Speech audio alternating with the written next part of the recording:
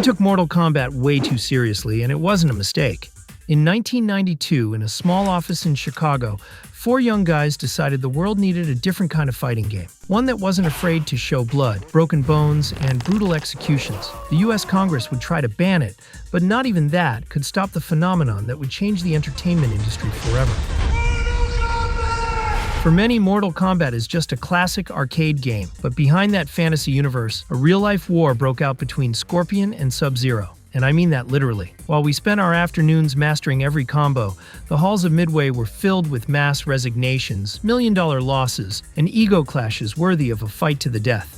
Today, its live-action adaptation stands as one of the highest-rated video game movies in the entire industry. However, surviving long enough to get there was a challenge from another world. If you love the game, I recommend putting this video on your TV and getting comfortable. It's time to look back and discover the battle that gave rise to the real fatalities of Mortal Kombat. Fatality. How many times have you played Mortal Kombat? Even if you aren't a die-hard fan of the franchise, I challenge you to admit in the comments if you've truly never seen a single image from this game. Whether it's because you spent all your quarters at an arcade, your older brother forced you to play, or you simply caught a fatality on a TV screen somewhere, this project has found its way into your life. And with that kind of cultural impact, we had to dedicate a video to it. But what my team and I really wanted to know was more specific. Did the 2021 movie manage to surpass the game? Is it worthy of its bloody legacy? And how did we even get there? To start understanding the Mortal Kombat universe, we have to talk about Ed Boon. Today, he's the only survivor of these Mortal Kombats, but he wasn't always alone. In the beginning, he shared the project with 3 other colleagues who are worth remembering, because each one brought a special skill that allowed this game to be born in its most iconic and original form. Let's go to the character select screen. Ed Boon. Origin, Chicago, Illinois. Primary power, programming and serving as the official voice of Scorpion. Status, survivor. We're going to be talking a lot about this champion, so you'll want to stick around until the end of the video. John Tobias. Origin, Chicago, Illinois. Primary power, art and story. Status, questionable, and you'll see why soon. Tobias was the mastermind behind much of the design and the initial mythology of the saga. Dan Forden. Origin, Chicago, Illinois. Primary power, music and sound design. Status, veteran. He is the brain behind the bone-crunching sound effects, the unsettling music, and of course that legendary shout that popped up on the screen. Toasty! John Vogel. Origin, Arlington Heights, Illinois. Primary power, graphics and world building. Status, loyal warrior. He was the key player in designing the backgrounds, animating the stages, and giving those first games that characteristic dark and mystical atmosphere. Over time, these champions would end up facing off against each other. But for now, let's focus on the story mode. The year was 1991. Arcade halls were dominated by an absolute giant, Street Fighter. In this landscape sat Midway, a video game company that had led the arcade market since 1958. But at that time, they were running dry on ideas. Desperate not to be left out of the party, they contacted 2 young developers, Ed Boon and John Tobias. On paper, Midway's task was simple. They needed to create a new fighting game to compete. The duo got to work, but they didn't want to be in the shadow of Street Fighter. They needed a clear way to stand out. One afternoon, they came up with a specific idea to make a title starring the biggest action star of the moment, Jean-Claude Van Damme. The plan was to digitally capture Van Damme and set him to work throwing kicks. Midway loved the proposal, but the actor rejected the offer because he was already in talks for another project with Sega Genesis that, ironically, never saw the light of day. Any other team would have given up or canceled development, but Boon and Tobias did the opposite. They doubled down. If they couldn't have Van Damme, they would create their own martial arts universe. This led to the birth of Johnny Cage, a clear tribute to the Belgian actor. Of course, to build a game from scratch, 2 people weren't enough. At that moment, Vogel and Forden joined the team. Together, the 4 of them gave rise to ninjas, sorcerers, and monks inspired by Asian action cinema, underground tournaments, and Eastern mythology. The creative process was so free and personal that they literally used their own lives to assemble the game. Ed Boon named the relentless Sonya Blade, and years later, the treacherous Tanya, after his own sisters. They even decided to leave their hidden signature on the franchise forever. If you've ever wondered where the strange name of the dark ninja noob Saibot came from, well, you just have to read the last names of Boon and Tobias backward. With the universe and characters taking shape, the team asked themselves the most important question: how could they beat Street Fighter? That game featured colorful, hand-drawn graphics. Boone and Tobias knew that if they tried to imitate that art style, they would be seen as nothing more than a cheap copy. They needed something impactful to set them apart instantly. Van Damme had rejected them, but they could still keep the original idea. Bring real martial artists into a studio, record them on video, and digitize their movements. Only now, they would apply that technique to every character. The workload multiplied, but the decision was made. The result on screen was raw, hyper-realistic, and strangely fascinating. Seeing that the fighters no longer looked like cartoons, but like real people beating each other to a pulp, the team asked a question that would change the history of the industry forever. What if we add blood? And boy, did they add blood. Fights ended with brutal uppercuts that sent liters of pixelated red liquid flying through the air. As if that weren't enough, the team wanted to go one step further. They wanted to grant the winning player absolute power, the ultimate opportunity to humiliate and annihilate their rival just before the screen announced the end. This is how the legendary concept of the fatality was born. Ripping off a head with the spine still dripping, or leaving behind nothing but a smoking skeleton, seemed to cross a line of no return. It was a level of sadism and visual violence that no company in their right mind would have approved in 1992. However, in an act of pure madness and rebellion, Midway decided to take the risk and release the game exactly as it was. What they didn't know was that this single decision was about to trigger the biggest controversy in the history of entertainment. When Mortal Kombat hit arcades in 1992, it was a cultural explosion. Players formed endless lines, spending all their coins and trading rumors in school hallways to discover the secret button inputs for the finishing moves. That level of realism and brutality did not go unnoticed. Parents were horrified, the media panicked, and the scandal escalated to absurd levels. Boone's team had created an unstoppable monster, and you already know how the world works. Massive success is just the gateway to real problems.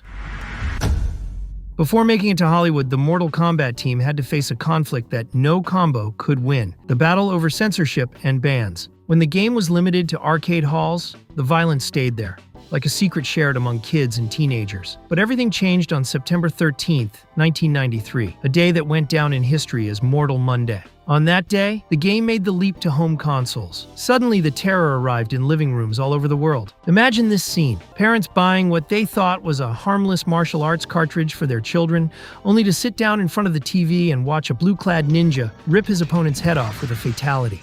The outrage escalated so quickly that it went straight to Washington, D.C. At the end of 1993, U.S. Senators Joe Lieberman and Herb Kohl decided to take action and organize public congressional hearings on video game violence. Mortal Kombat, along with another controversial title called Night Trap, was placed in the defendant's dock. During these hearings, fatalities were projected in front of horrified politicians who couldn't understand when video games had shifted from a yellow ball chasing ghosts to a festival of excess. Lieberman was blunt: either the industry created its own regulatory system to protect children, or the federal government would intervene to censor them by law. Boone, Tobias, and their team became public enemy number one for millions of American parents. During this crisis, the console manufacturers dominating the market had to play along to avoid losing millions in sales. Nintendo, always protective of its friendly family image, panicked. They forced the Super Nintendo version to be completely censored. The red liquid was replaced by a ridiculous grayish sweat, and the most brutal finishing moves were modified. Sega, on the other hand, perfectly understood the vision of Boone, Tobias, and the rest of the team. Their version for the Genesis console was also censored by default to appease retailers, but they included a trick. If a player entered the famous blood code, the screen turned red, and all the original arcade violence was unlocked. The result was a total blowout. Sega's rebellious version crushed Nintendo's in sales. Players wanted the full experience, and all the political controversy ended up serving as the biggest free advertising campaign in history. Still, the government's ultimatum remained on the table. To prevent politicians from interfering with their games, industry companies were forced to unite. In 1994, they created the ESRB, Entertainment Software Rating Board, the age rating system we still use today. Yes, that little letter M for mature that you see today on the boxes and digital stores of the games we love exists because Ed Boon, John Tobias, and their team decided that ripping off a head was a fun idea. Mortal Kombat survived the moral panic of the 90s and forced an entire global industry to change its rules forever. But just when the team thought the storm had passed, something even more dangerous appeared. More dangerous than a horde of angry parents, more than censorship, and even more than the United States Congress itself. In the midst of the hype, Hollywood came knocking. By 1995, Boone and Tobias's team had conquered the arcades, home consoles, and even Senate hearings. They were the undisputed kings of the entertainment world, and each game sequel only confirmed it. When you reach that point on the map, there is only one mission left to complete: Hollywood. There was just one problem. In the 90s, making a movie based on a video game was considered a commercial fail. The film industry had just suffered brutal crashes with the infamous 1993 adaptation of Super Mario Bros. And the 1994 Street Fighter movie. Film studios didn't understand video games, and directors usually treated the source material like a joke. In that landscape, only one studio was willing to take the risk: New Line Cinema, the hunters behind hits like A Nightmare on Elm Street and The Mask. They handed the director's chair to a young and nearly unknown Paul W.S. Anderson. To everyone's surprise, Anderson did something no other Hollywood director had done up to that point. He took the game seriously. Okay, look, the movie isn't exactly a masterpiece, but we can't deny there was an unwavering vision. Anderson understood that Mortal Kombat was violent, yes, but it also offered a more than interesting premise: a mystical tournament and a martial arts story with a dark, fantastic tone full of secrets. The casting was another wild story. They brought in Robin Shou to play Liu Kang, Cary Hiroyuki Tagawa, who gave us a legendary and perfect Shang Tsung, and of course, Christopher Lambert, who provided Raiden with an unmatched mystical presence. They had to build massive sets in Thailand, deal with actors performing their own stunts, and work with visual effects that, for the time, were trying to replicate the digital magic of the games. All of this was already a lot for a project of this scale. But if there was one element that catapulted the movie, it was the soundtrack. Two European musicians under the name The Immortals created an electronic track called Techno Syndrome. No matter where you were in 1995, as soon as you heard that melody, your adrenaline would spike. When Mortal Kombat hit theaters in August 1995, it dominated the box office. With a budget of $20 million, it grossed over $120 million and held the #1 spot for weeks. By then, Boone, Tobias, and their small team from Chicago were on top of the world. They had the most successful video game, the #1 movie, and their creation was an unstoppable cultural phenomenon. But in Hollywood, when you rise that fast, the fall is usually just as violent. Fatality.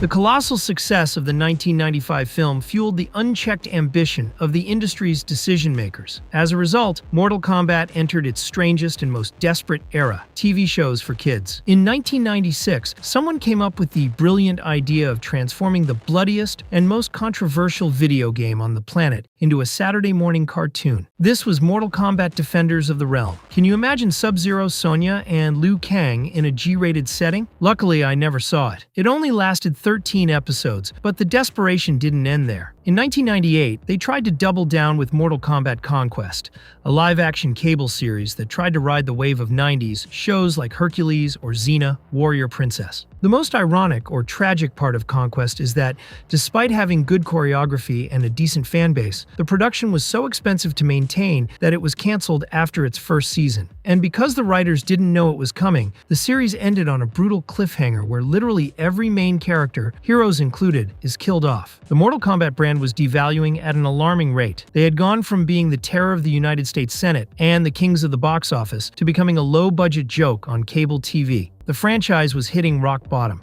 and inside the Midway offices, the tension was starting to boil. While TV was weakening the Mortal Kombat name with every new title, the final bosses at New Line Cinema appeared to deliver their own version of a cursed combo. And yes, folks, you know how this works. In Hollywood, there is an unbreakable rule. If your first movie made a mountain of money, you are obligated to squeeze out a sequel as fast as possible, regardless of the consequences. When they changed directors, almost the entire original cast fled the project in terror. Christopher Lambert read the script and decided he'd rather not play Raiden again. The production was extremely rushed, and the budget seemed to vanish into thin air, resulting in special effects of questionable quality even for the time.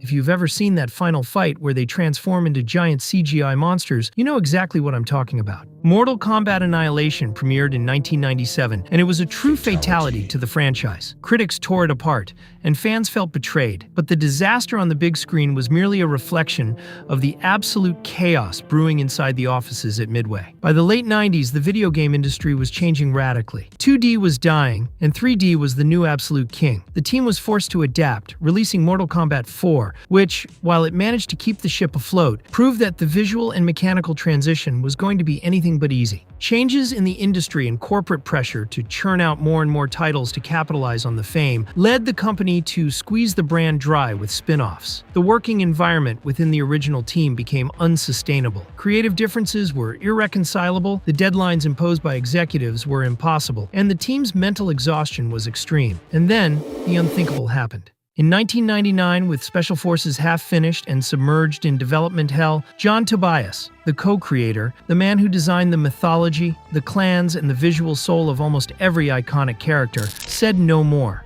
Tobias submitted his resignation and left Midway. And the wound went even deeper because he didn't leave alone. Eventually, several key members of the original team followed him out the door, including Forden and Vogel. Ed Boon was devastated. Suddenly, the programmer found himself completely alone at the helm of a multi-million-dollar franchise that seemed to be taking its final breaths, and things were about to get even worse. However, if this universe has taught us anything, it's that the game can always be restarted. Boon wasn't willing to let his creation die, but to save it, he would have to make a deal with the devil, or in other words, one of Hollywood's biggest and most demanding studios. We'll get to that part of the video soon, but first, there's one last goodbye. While the franchise was suffering humiliations on every possible front, the true apocalypse was brewing in the accounting offices. By the late 2000s, Midway Games was no longer the titan that dominated the arcades. They were on the brink of collapse. Poor corporate decisions, failed investments in other projects, and the global economic crisis finally backed the company into a corner. In 2009, the unthinkable happened. Midway officially declared bankruptcy. Offices began to close, hundreds of employees were laid off, and the hallways where ninja battles were once recorded fell into absolute silence. Imagine being in Ed Boon's shoes at that exact moment. He had survived United States Senate hearings. He had watched his best friends and co-creators resign one by one. He had endured the failure of the film sequels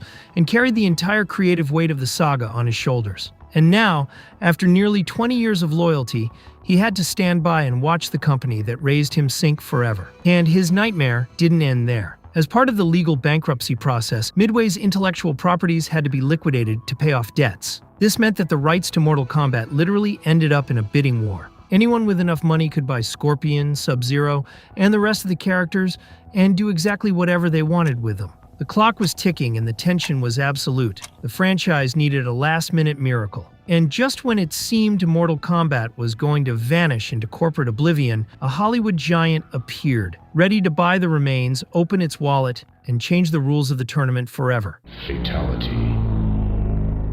In July 2009, entertainment giant Warner Bros. Entered the bidding and put over $40 million on the table to secure the rights to Mortal Kombat. The story could have ended there, but Warner did something incredibly smart. They understood that Mortal Kombat was nothing without its creator, so they absorbed the Chicago development team and placed Ed Boon in charge. From the ashes of the defunct Midway, a completely new studio was born under Warner's wing, NetherRealm Studios. Simultaneously, in the Hollywood offices, plans began to be woven for a new film adaptation. Let's be honest, Warner wasn't about to let such a goldmine slip away in its biggest market. However, they initially decided to keep this ace up their sleeve, hidden from Boon. If they wanted the big return to theaters to be a box office hit, they first had to resurrect the franchise on consoles. For the first time in years, Boon saw a ray of hope. He was alone, but he had the financial backing of one of Hollywood's largest studios and the freedom to do things right. Yet, he also knew they were walking a tightrope with no room for error. If the first game under the Warner label failed, the franchise would be archived forever.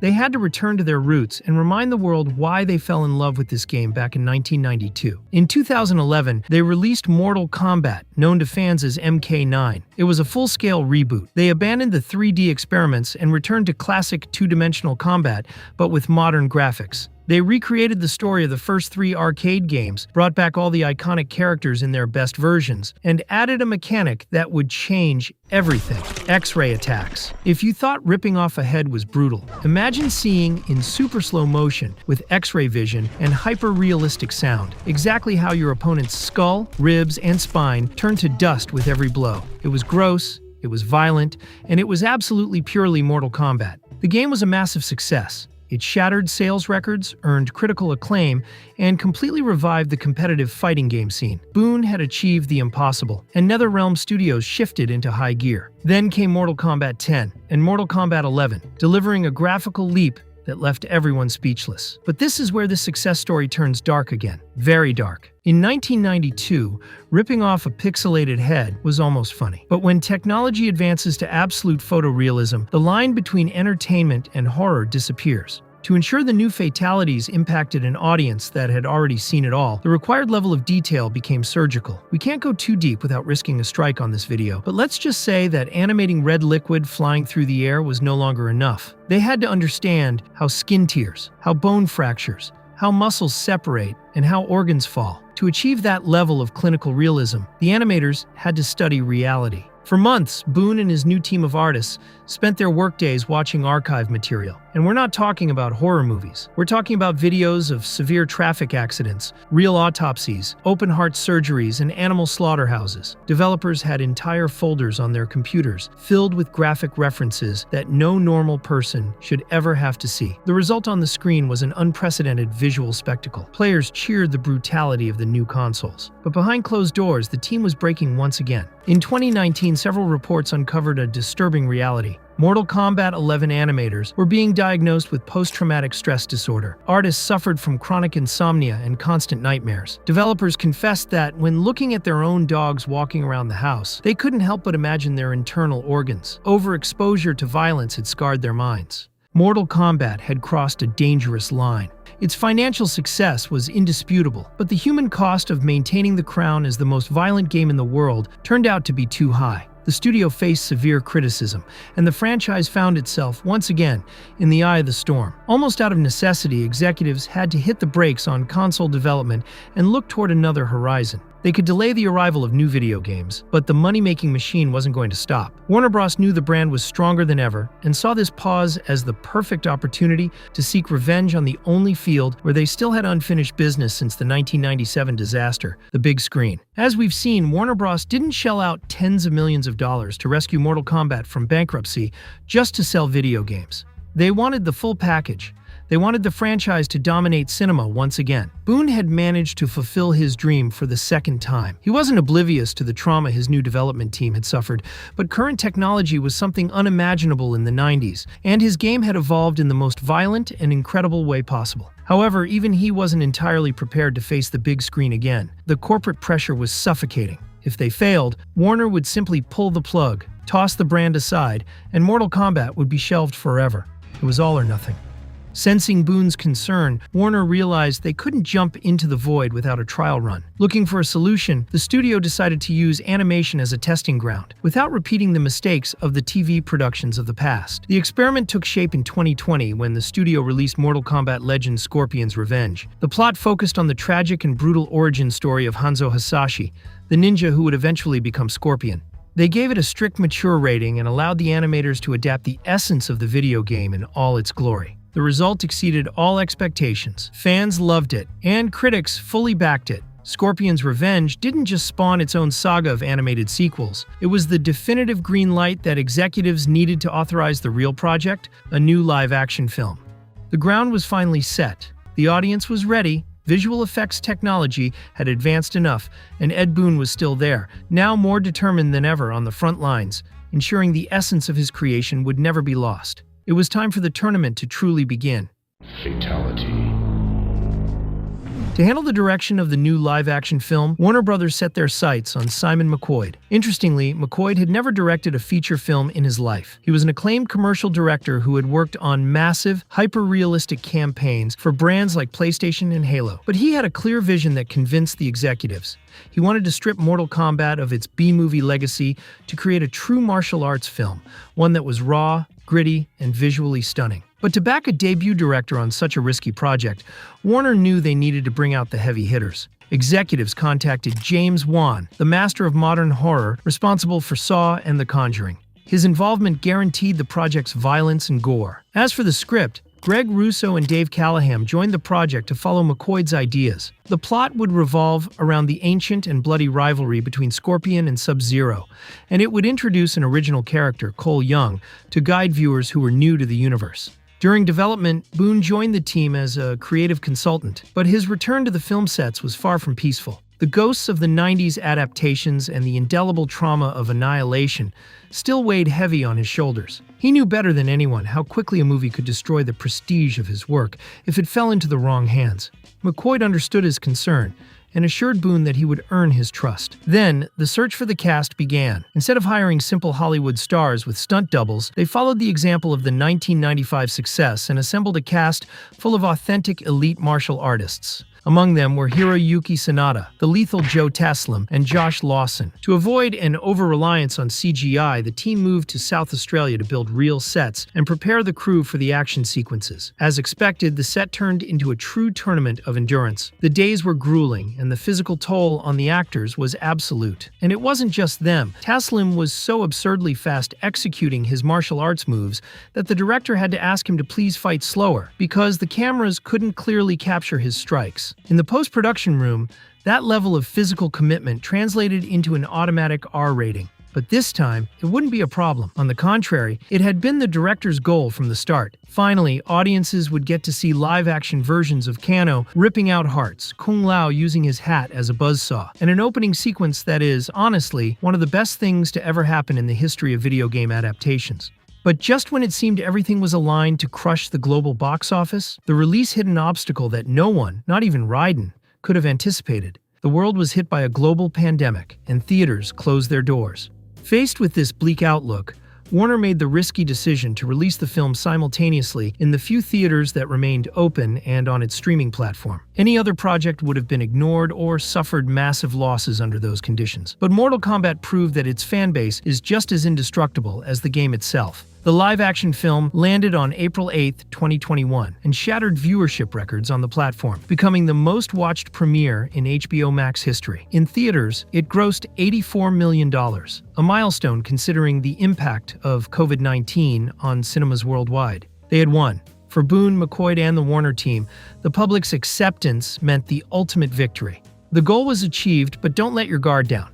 The tournament is just beginning, and there is always time for one last fatality. Mortal Kombat 2 is now a reality. With Simon McQuoid returning to the director's chair, Warner promises an expanded universe, a larger budget, and the long-awaited big-screen debut of the character who started it all, the arrogant and spectacular Johnny Cage. Parallel to this, the game grew so much under the studio's power that we received expansions allowing us to play as cinema icons like the alien Xenomorph, the Predator, the Terminator, and John Rambo. Furthermore, Warner Bros. Games has already announced that we can expect big news and new franchise releases prepared for 2027 and 2028. But to reach the present, the team had to overcome every combo fate threw their way. Mortal Kombat survived the moral panic of the 90s, United States Senate hearings, and the worst cinematic adaptations. It survived the departure of its own creators, low-budget TV series, the trauma of its animators, and the absolute bankruptcy of the company that gave it life. Ed Boon went from being a young programmer in a small Chicago office, digitizing pixels to compete with Street Fighter, to becoming the supervisor and guardian of a global franchise. While everyone around him resigned, was fired, or was swallowed by the industry, he stood firm. Today, he is the creative director of NetherRealm Studios and the master who oversees every detail, both on consoles and in Hollywood. John Tobias, the co-creator and visual architect of the saga, never found the same level of success after his dramatic resignation in 1999. He founded his own independent studio, which failed a few years later, and eventually ended up under the Warner wing, but working far from his original creation. For their part, John Vogel and Dan Forden chose loyalty. Both returned to help found NetherRealm Studios and contributed their art and sound design for years, until eventually stepping aside to pass the torch to new generations of developers. Mortal Kombat redefined the limits of video games, but to survive throughout the decades, it had to emulate its own battles. It fought to the death in every round and took brutal hits. Every fall seemed like a definitive fatality, but the saga always found a way to get back up for a new round. Now, I want to know what you think. What is your favorite adaptation? Do you believe the 2026 sequel will surpass the original? I'll be reading your thoughts in the comments. Making The Devil Wears Prada in its sequel was an absolute nightmare for one clear reason. Meryl Streep's character is based on a real person.